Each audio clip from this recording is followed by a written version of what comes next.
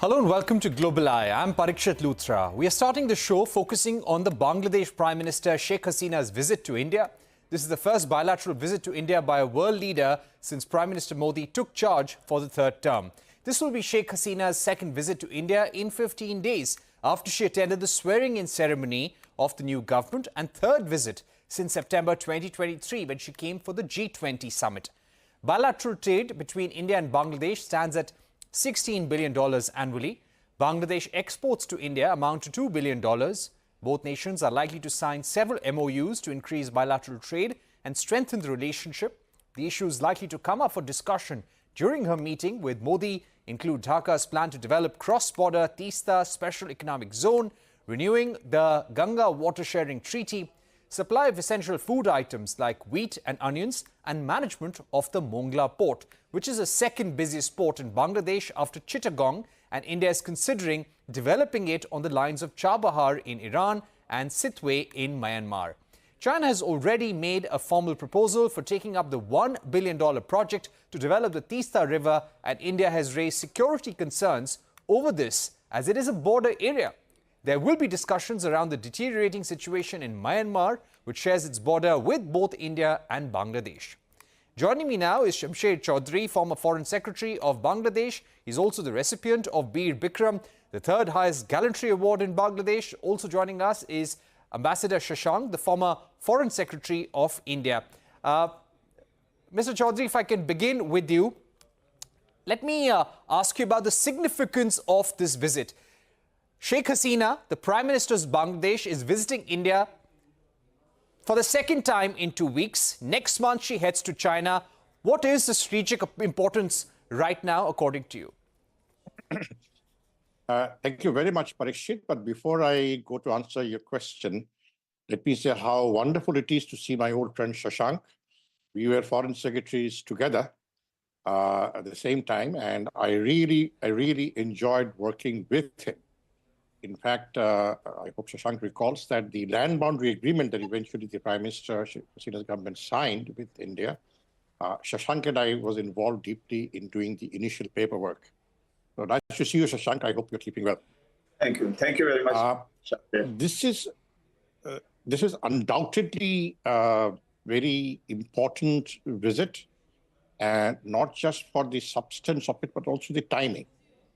I mean, Prime Minister Sheikh Hasina was one of the few regional heads of government and states who were present or invited by Prime Minister Narendra Modi during his recent inauguration.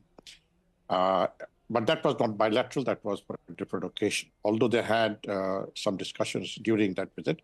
But this is a far more substantive visit. It's bilateral. It's significant also that the Prime Minister of Bangladesh is the first foreign head of government to be visiting India after the current government in India has assumed office. So, it's a first Right. on many occasions. Now, as you very rightly pointed out, you broadly outlined what could be the issues that the two leaders will discuss, the two governments will discuss. On the larger framework, I would say that this is the time, because it's the beginning of the tenure of two new governments, both in Delhi and in Dhaka. So I hope this visit will lay out a roadmap for the relationship into the future, not just for the next 5 years, but perhaps for the next 25, 30 years onwards. So this is a historical relationship between Bangladesh and India. It's written in blood. Being a freedom fighter myself, a wounded one at that, I have very emotional attachment to our relationship with India and the importance that I attach to this relationship. Now, you said the Teesta water issue, and I'm glad to use the correct language for this, Parikshit, because it's not sharing of the Teesta waters, but management of the international rivers that between Bangladesh and India, because there is a water shortage everywhere, and we are both water dependent for our life and livelihood, agriculture, etc. And so we have to find ways for a long-term cooperative or collaborative arrangement where we learn to manage the water. The Tista is vitally important for us. It also, the strategic importance of Tista is near, north, and I rather have, India getting involved in it, and a positive outcome of how we look at this water management issue will have an enormous impact on building trust between not just the two governments, more importantly, between the peoples of the two countries. Our relationship in terms of connectivity is massive and is growing. I've been to Assam, I've been to Silchar, much better than I could before. Also, Ambassador Chowdhury, I'm going to come to you once again. I want to get in an opening remark from Ambassador Shashank as well, and I'll come right back to you on the larger significance of the points on the table. Ambassador Shashank, China has been increasing its investments in Bangladesh as part of the Belt and Road Initiative for the past decade. Recently, Sheikh Hasina even inaugurated the first Chinese-built submarine base there in Bangladesh. The growing presence of China in India's neighborhood, is this a cause for worry right now? Been talking for a long time about China's global ambitions, and they do have some impact on their neighboring countries in Asia. But let me first of all also welcome my old friend Shamsher, who is also a war hero and highly respected in Bangladesh. And I'm quite sure that he will be in a position once again, as our speaker today, lay down the roadmap and the achievements which have been made so far in our bilateral relations. So what China has been doing is a global ambitions. And there is an impact on the neighboring countries also. We have to make sure that while we have some people in India who want to have India's global role, but that is a longer term project. I mean, initiate thing is Act East policy, building infrastructure linkages with our neighboring countries and our friendly ties with them so that we can all become stable, economically secure, prosperous. And I think that is the thing where I find that Bangladesh is one of the most important countries in India's neighborhood to promote these ambitions of India in the regional level. And I agree totally with Shamsher that they are talking about water management rather than water sharing. Because if you talk of water sharing, everybody feels, both in Bangladesh and India, that we are handing over our waters to some other country. Even among these states in India, there is a great reluctance on handing over waters to other states. So therefore, this water management is important, and cleaning of the waters, environmental impact of the waters, they are also very important. Now, what is happening? China is definitely causing concern to India by setting up submarine bases, other acquiring ports in the region. But that we have to meet those concerns on our own, because if we Chinese have deep pockets to spend money, and we ourselves don't have those kind of deep pockets, but we have the great advantage that we don't want to take a policy-making role in our neighboring countries or in any countries where we have partnerships. So we go according to their priorities. So therefore, this is the main issue. Right now, we have been trying to build up alternative linkages via Myanmar, via Bangladesh, via Iran, and via so many other countries. So this is the very major issue which India has been indulging in. Sometimes other countries at the global level are not very happy about it, whether it's China, whether it's USA, whether Western countries who would feel. But these are the after effects of partition, of Indian independence, where traditionally we used to go directly to our northeastern states through Bangladesh territory, through Myanmar. There were constant sea linkages. Now they have all been stopped. It's a great obligation on the part of the government of India and government of Bangladesh to build up those linkages once again. And I'm quite sure that this will have an impact on their own societies, their own fears of having destabilization impact of people who would not like us to prosper. I think I will leave it at that for the time. Let me take that point. Let me take that point to Ambassador Chowdhury. Yeah, Ambassador Shamsher Chowdhury, if I were to come to you about the China question, considering the close defense and investment linkages between China and Bangladesh right now, would you say that Bangladesh's pivot right now is towards China, and this visit is a bit of a balancing act before Sheikh Hasina visits Beijing next month? I don't think so. I think, you see, I define our relationship with India and with China in two different ways. With India, it is historical, it is strategic, it is geostrategic. With China, it is a major development partner. Now, if you recall, during our Prime Minister's visit to India, I think it was 2019, the joint communique issued after that visit said that Bangladesh-India relationships are based on history, language, and culture, which goes beyond strategic partnerships. So, and this was perhaps in response to the language used during the visit of President Xi Jinping to China, to Bangladesh, I think the same year, a few months before Prime Minister's visit to India, where he said Bangladesh and China are now strategic partners, or relationship of strategic partnership, something like that. So I find it's not just a nuanced difference. I think there's a fundamental difference in this. And I see on the side, you're saying that China has granted Bangladesh 98% duty-free export, but it is the 2% that matters, because this 2% is what we actually can export. It's not the 98%. Our trade deficit with China is $21 billion. With India, we are now exporting $2 billion. There is a big trade deficit apart, but it took us 40 plus years to reach $1 billion exports to India. And it took us only 5 more years to double that, to cross $2 billion.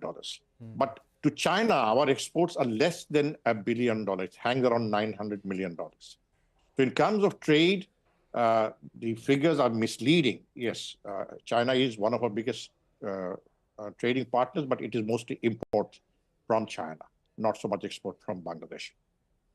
Now, the other issue that the two leaders will discuss, and you're absolutely right, sir. There is a big trade deficit. Yeah, I'll come back to that thought, sir.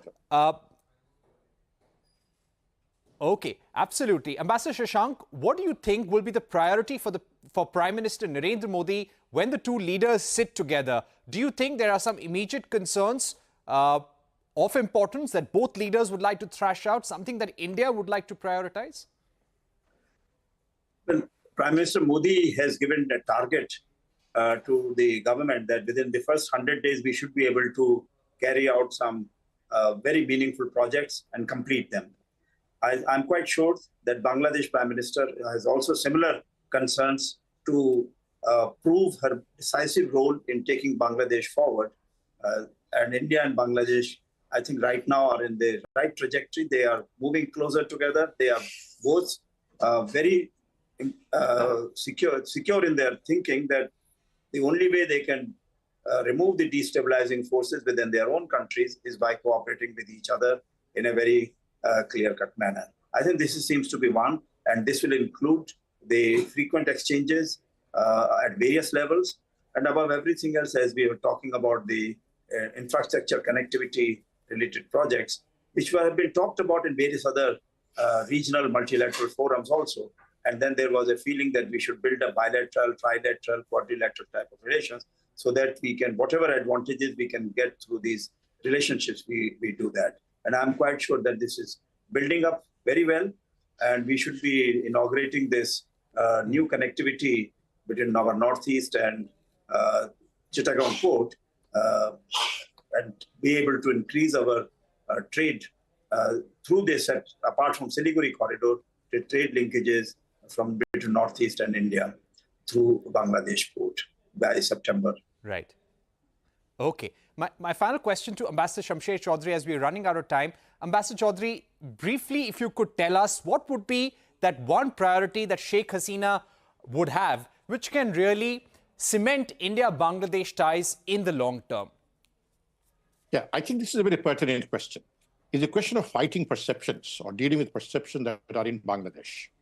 And some of them are actually not just perceived, but real.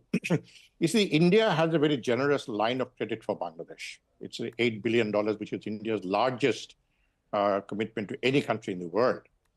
The problem is the utilization rate of that line of credit. So far, the last 10 years, it is only 20%, 21% of it has been used. And there are many, impediments on the way. One is the bureaucratic entanglements, mostly on the Indian side, the interest rates, the kind of issues that come. So I hope the two leaders will find or agree on ways where the disbursement rate of Indian bilateral credit is restructured in a way that, more projects in Bangladesh are financed through the Indian line of credit and in a faster pace. And this is where China has an advantage because they don't have that much bureaucratic issues to deal with. But India does have, which is probably normal for a democratic country like India. So these perceptions, these issues have to be addressed. And let us, find ways where we can. This is a concern in Bangladesh that India has promised $8 billion, but why only less than 20% of it has been used. Now, managing once the China built up, China is not managing or building any port in Chittagong. No, the biggest strategic port in Chittagong area is the Matabari port, which is 100% Japanese finance, Japanese technology, and Japanese management. The Mongla port is an issue where India has a deep interest. And I hope the two leaders will agree on how to find a solution that is a win-win for both sides, because ports are becoming a very important issue in terms of the geopolitics of the region, Indo-Pacific. The Belt and Road Initiative of China, frankly, my own take on that, it's not impacting in a major in Bangladesh. We are too far down south. It's perhaps more important for Sri Lanka or Maldives or Pakistan or Myanmar. But for Bangladesh, the BRI has very little traction. What does have a traction is the relevance of Bangladesh. The Prime Minister Hasina has taken Bangladesh to a level where we are important, we are relevant, and how China and Bangladesh can work together, address the concerns that prevail amongst the people in Bangladesh, that India is a historical friend, but India needs to do more to earn greater trust of the people of Bangladesh. And one way is to see more Indian investments, more Indian finance projects in Bangladesh, infrastructure and otherwise. And, I think the people-to-people contact is fine, and is growing. And connectivity is there, but it's not totally seamless. There are a lot of problems at the border that one has to face. Importantly, one must also recognize that the Indian High Commission's visa office in Dhaka is the largest Indian visa office anywhere in the world, which is actually a reflection of the amount of travel between our two countries by the people, ordinary people. I'm not saying just government-level people. So this is a very good thing. We're running out of time. I'll have to leave it there, but that's a very important message that you leave us with. Yes, we have historical ties, but it's probably time for India to walk the talk on that historical friendship as well and win the trust of people of Bangladesh. Ambassador Chowdhury, Ambassador Shashank, thank you very much for joining us. We're heading into a short break on the program, but up next, US-China ties could be headed for more stress after US Congress delegation met Tibetan spiritual leader Dalai Lama at his residence in Dharamshala. A discussion with Robert Barnett of SOAS University when we return.